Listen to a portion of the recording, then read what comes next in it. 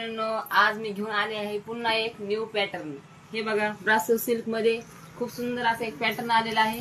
यामधले सगळे कलर मी तुम्हाला दाखवते। इकडे हे बघा, खूप छान कलर आलेले आहे आणि घालायला खूप सोपी आणि वेअर करायला सुंदर अशी खूप छान साडी आली। हे बघा, एक न्यू पॅटर्न, अगदी सुंदर असं कलर पण भरपूर आहे त्याच्यामध्ये।